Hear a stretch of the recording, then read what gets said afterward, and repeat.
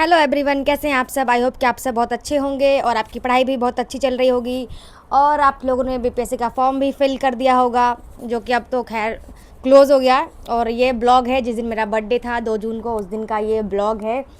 तो बहुत टाइम के बाद ऐसा बर्थडे का दिन मेरा ऐसा है कि मैं पढ़ने आई हूँ लाइब्रेरी। अदरवाइज़ तो मैं ऐसे थोड़ा सा इंजॉय मोड में रहती हूँ, नहीं पढ़ती हूँ बेसिकली। ये तो पढ़ती भी हूँ तो बहुत ही थोड़ा बहुत। तो सबसे पहले मैंने लाइब्रेरी आके अपना बैग अनपैक किया, उसके बाद मैंने टू डू लिस्ट प्रिपेयर किया क्योंकि मैं आज घर पे नहीं बना पाई थी। और वैसे तो मैं सुबह उठती हूँ, उसके बाद मैं लिख लेती हूँ कि आज मैं क्या क्या पढ़ूँगी या फिर मैं क्या क्या करूँगी वो सब। तो सबसे पहले मैंने आज यही काम किया है, टू डू लिस्ट बनाया है, क्या पढ़ना है और कैसे पढ़ना है। और मैं ऐसा सोच रही हूँ कि मैं एक वीकली ऐसे मतलब प्लान बना के चलूँ कि मुझे एक वीक में क्या करना है। तो वो मैं बहुत जल्दी ऐसा करूँगी, जब मैं करूँगी तो मैं आप लोगों के साथ शेयर करूँगी। और आई नो कि ब्लॉग थोड़ा रेगुलर नहीं आ रहे हैं तो कोई बात नहीं, अब एग्ज़ाम आने वाला है, ब्लॉग आए ना आए, पढ़ाई नहीं रुकनी चाहिए। और उसके बाद मैंने हिस्ट्री करना स्टार्ट किया है। BCW का एस्पिरेंट बैच था आई थिंक 72 के लिए, वो है। मैंने नहीं परचेज़ किया, किसी और ने परचेज़ किया। तो वो मैं यहाँ पे हिस्ट्री क्लास कर रही थी क्योंकि जो हिस्ट्री के मॉडर्न हिस्ट्री के स्पेशली स्टार्टिंग के चैप्टर है वो मुझे बहुत कन्फ्यूज़न क्रिएट करते हैं, मैं भूल जाती हूँ। मतलब एंग्लो, जो भी एंग्लो के साथ जितने भी वॉर हुए, ये सब जो मराठा के साथ या फिर मैसूर के साथ, कर्नाटक के साथ, तो इसके पीछे का मतलब पूरा बैकग्राउंड हिस्ट्री और मोस्ट इम्पॉर्टेंट फैक्ट्स, मतलब कब हुआ, कौन सी संधि हुई और ये सब, कौन सा मतलब गवर्नर था, ये सारी चीज़ें ना बहुत, मतलब ऐसा नहीं कि बीपीएससी पेपर हार्ड ही पूछेगा तो सिर्फ पूछ लेगा कि ये क्यों हुआ था, इसका कारण क्या था। ऐसा नहीं है ना, फैक्ट भी पूछ सकता है। तो बिल्कुल फैक्ट को नज़रअंदाज करके तो बिल्कुल नहीं चल सकते हैं। तो इसलिए मैं फैक्ट और कॉन्सेप्ट दोनों को साथ लेके चल रही हूँ। और ये मेरा आई थिंक हिस्ट्री का रिवीज, क्योंकि संडे को टेस्ट है तो मैं सोच रही हूँ तब तक के लिए हिस्ट्री का तो रिवीजन कर लूँ, क्योंकि मुझे हिस्ट्री में ना बड़ा प्रॉब्लम आ रहा है अब सीरियसली। और यही स्टार्टिंग के कुछ चैप्टर में और एक जो विद्रोह सारे होते हैं उन, ये सारे चैप्टर ना मुझे, मेरे लिए बहुत टफ चैप्टर मैं कंसिडर करती हूँ ऐसा। बाकी का तो मुझे नहीं पता, बट मुझे ये चैप्टर बहुत टफ लगते हैं। उसके बाद जो मैंने क्लास की थी उसी का मैंने थोड़ा सा रिवाइज़ किया है, जो फैक्ट मेरे पास ऑलरेडी नोट्स थे, क्योंकि अभी आप पढ़ें और रिवाइज़ करें और फिर मैं घर जाकर रिवाइज़ करूँगी तो ये मेरे लिए बहुत अच्छा हो जाएगा।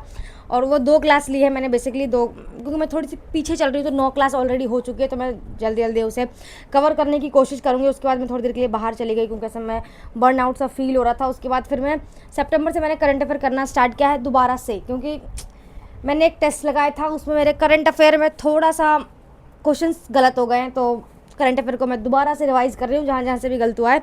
तो मैंने सितंबर से स्टार्ट किया है और सितंबर से लेके जब तक, अभी तक तो मेरे पास मई तक का करंट अफेयर है, तो अप्रैल तक का है। हाँ, अप्रैल तक का करंट अफेयर दोबारा से रिवाइज़ कर लूँगी, ताकि जब संडे में टेस्ट है वो होप सो बहुत अच्छा जाए। बहुत अच्छा तो नहीं, मतलब वो क्वेश्चंस गलत नहीं होने चाहिए जो टॉपिक्स मैंने पढ़े हैं, या फिर जो टॉपिक ईजी हैं।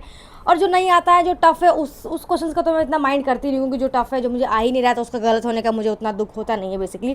और साइंस को लेके मुझे इस बार थोड़ा सा ज़्यादा डर लग रहा है, क्योंकि पिछली बार भी जब न्यूमेरिकल पूछ लेते हैं, अब बच्चों को लगेगा कि साइंस इतना तो ईजी आता है। नहीं आता भाई ईजी। जिनका बैकग्राउंड साइंस है उनके लिए बहुत ईजी लगता है कि अच्छा न्यूमेरिकल तो आगे फॉर्मूला पुट करना, न्यूमेरिकल निकला, दैट्स इट। नहीं, जो मेरे जैसे बच्चे या फिर कॉमर्स वाले बच्चे या आर्ट्स बैकग्राउंड के बच्चे हैं, जिनका साइंस से दूर दूर का कोई वास्ता नहीं है, उनको साइंस बहुत टफ लगती है। तो मैं अब ऐसे ही पढ़ के चल रही हूँ बेसिकली कि न्यूमेरिकल भी हो जाए।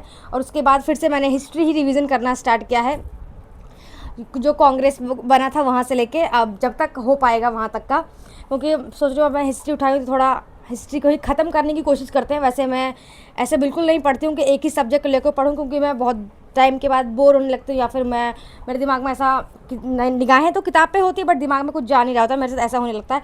तो इसलिए मैं सब्जेक्ट को स्विच कर करके पढ़ती हूँ, जिससे कि मेरा दिमाग बर्नआउट ना हो और मेरा टाइम भी यूटिलाइज़ हो जाए, टाइम वेस्ट ना हो। कि ऐसा कोई फ़ायदा नहीं है ना बुक खोल के सामने रखी है बट आपने कुछ पढ़ा नहीं है, आपके दिमाग में कुछ जा नहीं रहा है, सिर्फ आपने टाइम बर्बाद कर दिया।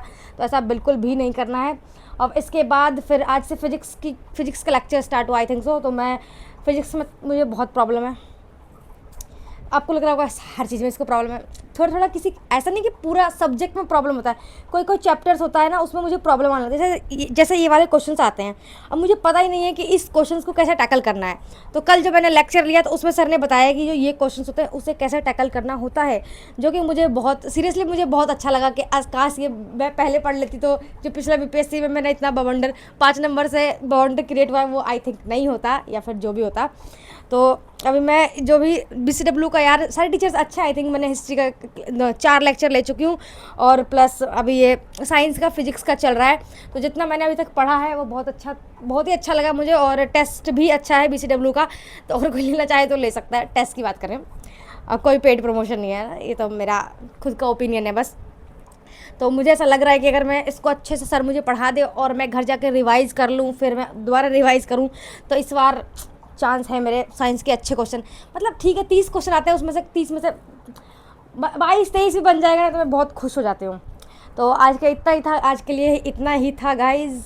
और अब मैं घर जा रही हूँ बेसिकली, क्योंकि शाम हो गई है और रास्ते में अपनी भूख नहीं, प्यास को शांत करने के लिए मैं ये गन्ने का जूस पी रही हूँ, क्योंकि मुझे ये बहुत अच्छा लगता है।